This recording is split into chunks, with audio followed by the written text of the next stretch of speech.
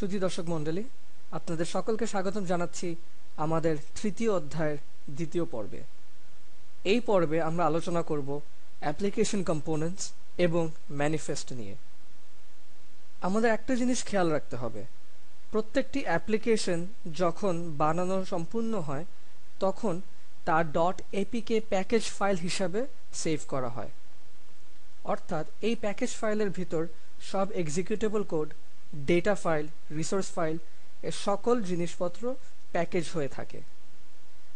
এবং এই প্যাকেজের ভিতর এক্সিকিউটেবল কোডের মধ্যেও অনেক ভাগ আছে, যেগুলো হচ্ছে components of Android application. Android অ্যাপ্লিকেশনে 4 ধরনের কম্পোনেন্টস আছে। আমরা এই কম্পোনেন্টগুলো এক এক করে বিস্তারিত দেখব। অবশ্যই এই পর্বের জন্য আপনার জাভা সম্পর্কিত প্রাথমিক অভিজ্ঞতা থাকা প্রয়োজন। অ্যান্ড্রয়েডের 4টি কম্পোনেন্ট কি কি? প্রথম হচ্ছে অ্যাক্টিভিটিস, তারপর সার্ভিসেস, তারপর ব্রডকাস্ট রিসিভার্স এবং তারপর কন্টেন্ট প্রোভাইডার্স। এই 4 ধরনের কম্পোনেন্ট ব্যবহার করেই অ্যান্ড্রয়েড অ্যাপ্লিকেশন তৈরি করা হয়। চলুন দেখা যাক অ্যাক্টিভিটি কি জিনিস। একটি অ্যাক্টিভিটি হচ্ছে অ্যাপ্লিকেশনের ইউজার ইন্টারফেস, যেমন ধরুন বাটনস, চেকবক্স, লিস্ট, পিকচার এর সকল জিনিসপত্র একটি অ্যাপ্লিকেশনের অ্যাক্টিভিটির মধ্যে ডিফাইন করা হয়।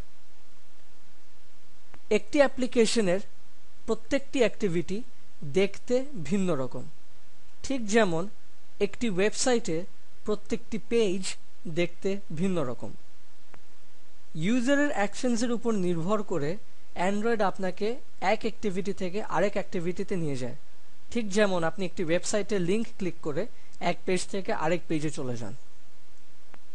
চিন্তা করুন, প্রত্যেকটি অ্যাক্টিভিটি একটি কার্ডের মতন, যেখানে প্রত্যেকটি কার্ডের ডিজাইন হচ্ছে এক এক রকম। এরপরে দেখা যাক সার্ভিসেস কি। সার্ভিসেস অ্যাপ্লিকেশনের সেই সমস্ত কাজ করে থাকে যেটির জন্য কোনো ইউজার ইন্টারফেসেস প্রয়োজন হয় না।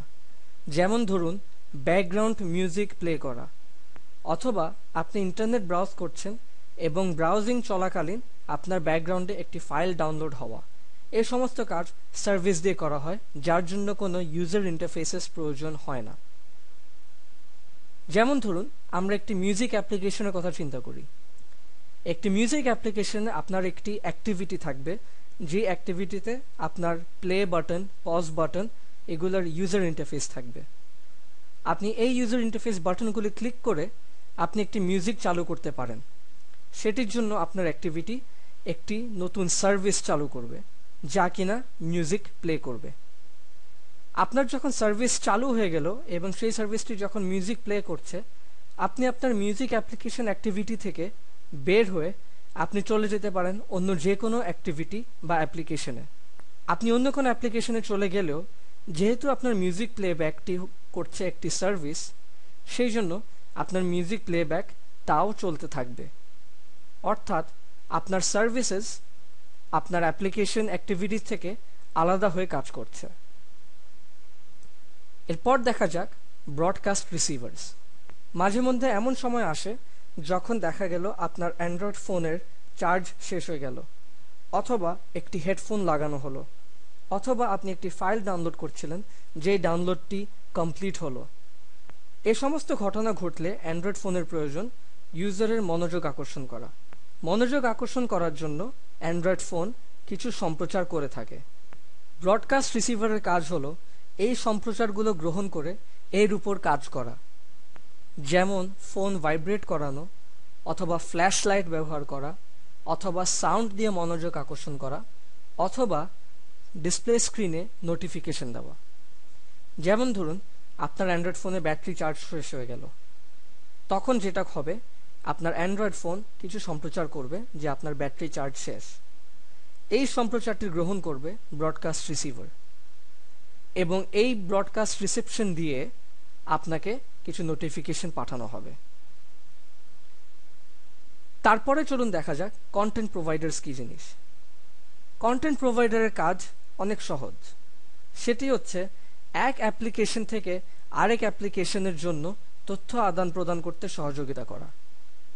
যেমন আগের পর্বগুলোতে বলা হয়েছিল যে একটি ডেভেলপারের একটি অ্যাপ্লিকেশন আরেকটি ডেভেলপারের আরেকটি অ্যাপ্লিকেশন থেকে তথ্য আদান প্রদান করতে পারে অ্যান্ড্রয়েডের প্ল্যাটফর্মে।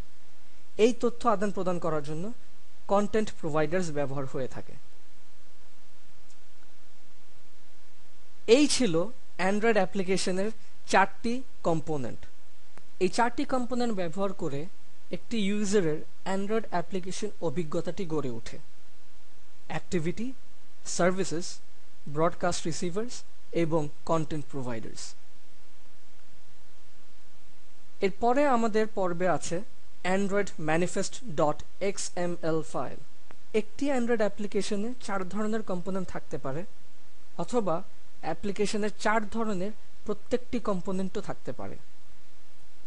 কিন্তু অ্যান্ড্রয়েড কিভাবে জানতে পারে যে কোন অ্যাপ্লিকেশনে কোন কম্পোনেন্ট এবং কয়টি করে কম্পোনেন্ট আছে?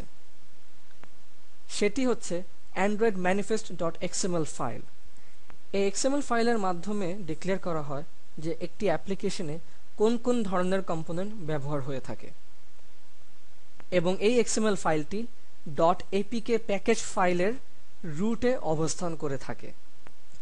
আমরা এই উদাহরণে দেখতে পাচ্ছি যে একটি ম্যানিফেস্ট এক্সএমএল ফাইলের ভিতর অ্যাপ্লিকেশন ট্যাগের ভিতর 2টো অ্যাক্টিভিটি ট্যাগ লেখা আছে, অর্থাৎ এই অ্যাপ্লিকেশনের ভিতর 2টি কম্পোনেন্ট ব্যবহার করা হয়েছে এবং এই দোনোটি কম্পোনেন্ট হচ্ছে 2টি অ্যাক্টিভিটি। এই ম্যানিফেস্ট ফাইলের ভিতরে ইন্টেন্ট ফিল্টার নামক আরো অনেক গুরুত্বপূর্ণ কিছু এলিমেন্ট ডিক্লেয়ার হয়ে থাকে, যা কিনা আমরা পরবর্তী পর্বগুলোতে আলোচনা করব।